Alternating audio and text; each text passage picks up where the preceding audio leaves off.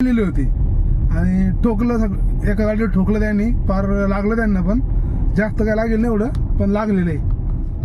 म्हणून म्हणतो पण मित्रांनो, दारू पिऊन गाडी चालू नका.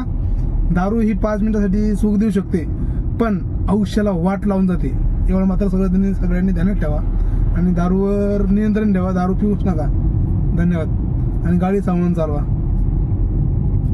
समोर एक इटिकावाला चालतोय आणि ते बघा कसं करतो बघा. गाडी बघा ती कशी करते. गाडी अशी अशी अशी अशी लपक करतोय तो माझ्या समोर. म्हणजे लांब आहे माझ्यापासून खूप, पण मी त्यांनी एका आयशरला ओव्हरटेक केलं. ते बघा तेव्हा आई शपथ, झोपलाय का काय कळलं ना मला.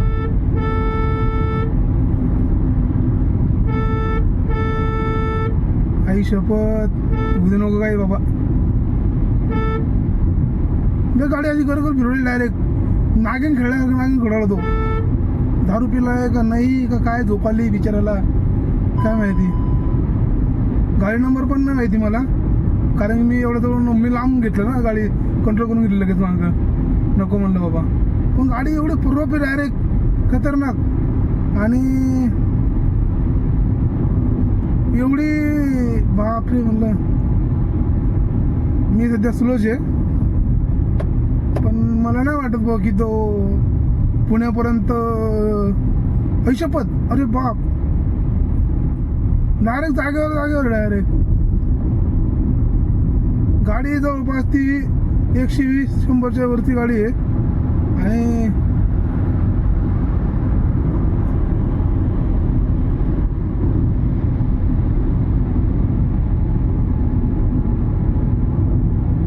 बापरे बाप, हा समोरचा.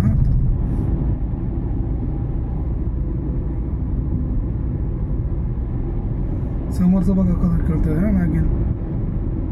नागिन खेळ याने.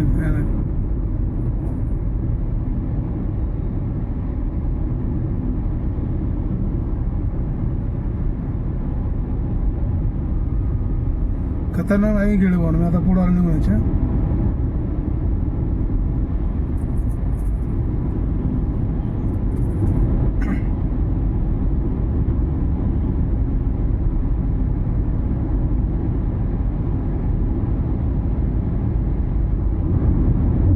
जीवनाची नागिन खेळणारे बाबू खतरनाक बाबा. नका खेळू नागिन. मी तर म्हणतो पिकअपवाले खेळतात ठीक आहे, काही विषय नाही. त्यांच्या लोडिंग असते तेवढी, आणि लोडिंग ते हातोळू शकतात तेवढे, व त्याच्यात हिंमत असते म्हणून ठीक आहे. पण आपल्या छोट्या गाड्यात म्हणल्यावर नको तसं करायला, कारण की आपण नाही चालवलं पाहिजे तसं. आपल्या गाडीत पॅसेंजर असतात आणि पिकअपमध्ये कसं भाजीपाला असतो, सांडला बिनला तर काही विषय नाही. पण आपल्या गाडीमध्ये जीव असतात, जे एकदा गेले तर परत भेटत नाहीत आणि येतही नाही. तर अशा जीवांसोबत खेळायला नको वाटतं ना. ड्रायव्हरच्या भरोश्यावर झोपणारे हे पॅसेंजरच जीवच ना, जिवंत जीव. आणि त्यांच्यासोबत आपण नागिन खेळायची. कारण की मी काय म्हणतो माहिती आहे का, माझ्या समोर जस्ट नाशिक पुणे हवे आणि मंतरच्या समोर आणि पेठच्या थोडं पुढं एक इर्टिगावाला आहे. असा नागिन नाही, तो झोपला असेल जवळपास, किंवा मग झोपला असेल जवळपास. कारण आता 1-2 वाजले झोपाचा टाईम आहे. कारण रातभर चाललेला असेल तर तो विषय असेल है ना, सांगता येत नाही. कारण की कोणी पण हटकून तर नाही करत खेळासाठी ना. हे म्हणजे रोडवर खेळायचं साधन नाही ते.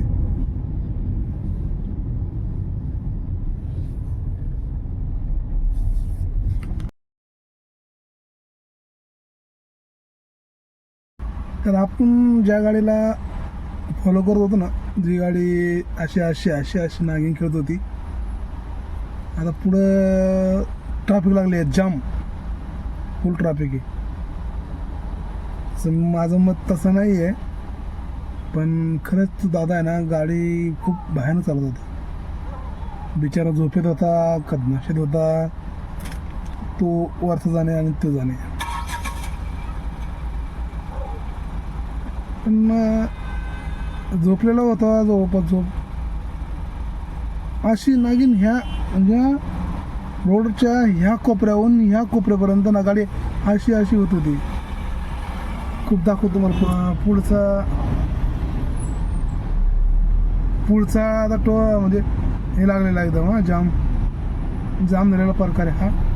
बघा किती हा जवळपास गाडी हे झालेली जवळपास. एक तर फेल झाली असून गाडी नाही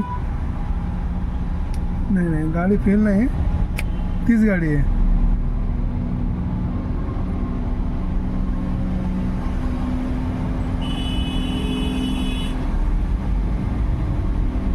तीच गाडी आहे.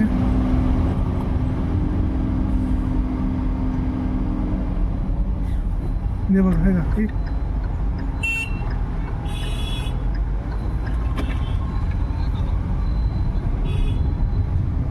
गाडी ठोकून चाललाय गेला बिचारा तो कुठे कोणाला तरी. ठोकली गाडी कोणाला तरी त्यानं आणि मोटरसायकलला ठोकला जवळपास. आणि समोर ठोकला आहे म्हणजे जवळ जास्त लांब पण नव्हतं आपल्या.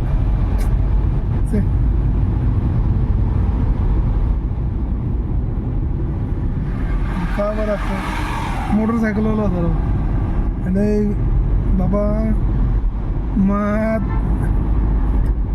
असा टाईम आला तर माझा पण झोपत होतो मी पण खूप वेळा तोंडावर पाणी मारलं, चहा पिला, झोप कंट्रोल केली आणि घरी जे पॅसेंजर होते त्यांना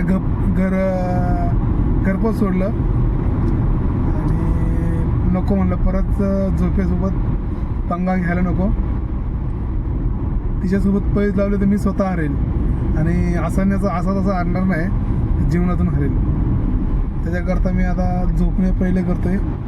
मला झोप आली तर पहिली झोप, नंतरचा विषय दुसरा. आता परत ट्रॅफिक झाली आहे बघा, पुढं परत लागलेली आहे बघा. हे बघा ट्रॅफिक आहे का, ट्रक बघा हा दिसतोय का ट्रक. हां दाखवला ते सध्या हे झालेलं आहे. आणि पुढं कोणतं आहे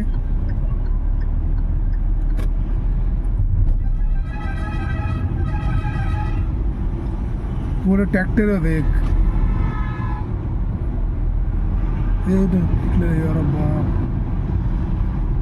खूप खतरनाक झालेलं आहे ॲक्सिडेंट. नको तसं झालेलं आहे. ही गाडी चालली बाई, ही गाडी ठोकेली बघा. ही गाडी नाही, ही गाडी ठोकलेली आहे समोर.